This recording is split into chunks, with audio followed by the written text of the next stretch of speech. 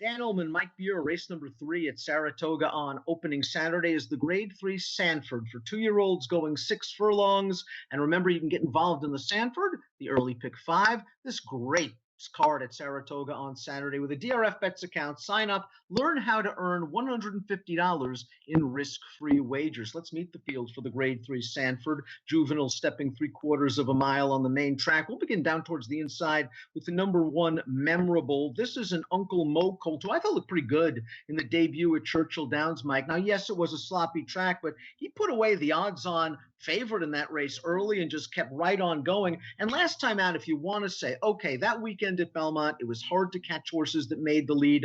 4 left, a sharp shipper from Southern California made the front. Memorable just was on the chase throughout. I expected a little more, though. Yeah, I got to agree with you. I mean, I thought that was a good spot for this horse because I'm with you. I thought his debut was actually good, sloppy track and all. Last time I hear where you said 4 left is actually pretty good, and that horse did get to the lead. I mean, he was just way the best in there. To me, that June 7th card was really more about the rail maybe than it was speed. And this horse got to the inside, and I don't know. I was just disappointed in how he ran, and to me, it just makes him tough to go back to him in this race.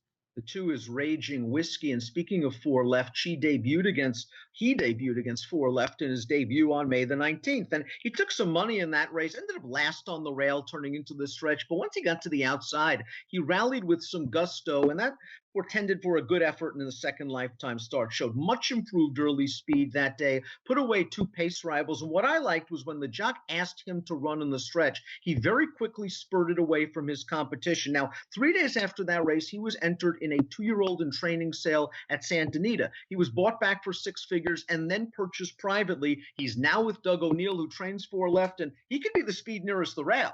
Yeah, we'll see what happens in here. I guess the main question with him is both of his races are at 4.5 furlongs. Now he's got to go 6. So, that's a pretty big jump. But other than that, I agree with your take on his first 2 races. He just, in his debut, just didn't break that great. And he wound up at the back. I liked the way he finished at the end, even though he was just never going to catch 4 left. And he took a big step forward last time. I thought he had more speed. And as you say, once they asked him in the stretch, he really ran to the wire. I really liked this horse's 2 races, Dan. I think he's going to be tough in this race. I think Mark Cassie's number 3, Cucina, has run well in both starts. The debut at Gulfstream, he advanced with a wide bid on the turn, poked ahead in front, and just fell victim to that re-rallying rail runner, who came back to actually earn a stakes placing in his next start, I believe, with a 70 buyer. They showed up at Belmont. I think he got quite an education. He got some slop kicked in his face while he was saving ground in mid-pack. He came outside, and I thought his ears were pricked when he went by that horse. I know the margin of victory was only a neck, but this is a horse that's really bred for more distance. He may just need a little pace.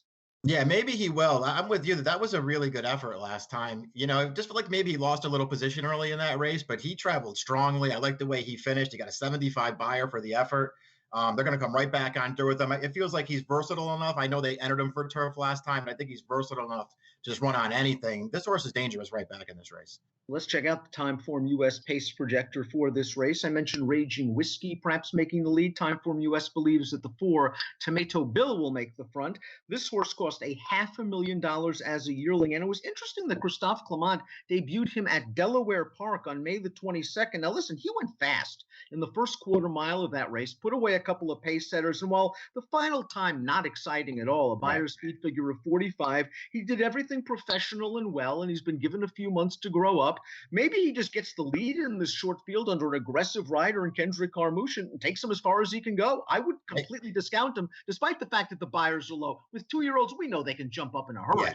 Yeah, I don't want to get too caught up in the figures that he earned, but he did have big speed in that race, and he did take on a challenge and turn it away. There are things to like about his debut, so I don't really care about the figure. And he's had time since then, too, so he could really take a step forward. He makes the lead in here. This horse might be tough to run down. They paid a lot of money for this horse, Dan. Let's take a look at our top selections for the Grade 3 Sanford. I went to the outside, By Your Side. By First Crop Sire Constitution, he earned a 70 buyer in his debut, and maybe it wasn't the most impressive victory in the world. It actually looked like he was in kind of deep water in mid-stretch, and he forged his way in between horses, just got his nose down on the wire. I like the guts he showed. I think he's going to gain a lot of experience from that race, and best of all, I really love this outside post position. I think if the 2 and the 4 go, By Your Side can trip out out. And that 70 buyer, if he can just improve slightly off that effort, I think it's good enough to get at least a piece. I agree with that. I mean, the figure just it says that he fits really well in this race. When I watched his debut, I wasn't thrilled with it, but I mean, he certainly did some good things in there. He did catch a lucky bob to win, but the horse he outbobbed in there was a heavy favorite for Asmussen, and he did wind up beating that horse. So there's some good things. He is drawn well on the outside. I mean, I went a different direction because I really liked Raging Whiskey's 2 races, and I'm going to take that horse on top, but I can see by your side improving in here. So I went 5-3-2. You're going with Raging Whiskey, perhaps to take him wire to wire under Javier off the private purchase. How you playing the Sanford? Yeah, I went 2-3-4 with my top 3 picks. I really like Raging Whiskey in here. I'm going to lean on that horse and then back up with the other 2. Perhaps the future stars of tomorrow on display in the Grade 3 Sanford on Saturday. Get involved with a DRF Bets account and learn how to access $150 in risk-free wagers. Approximate post time for this 2-year-old graded stakes race at the Spa, 2:10 Eastern. Good luck.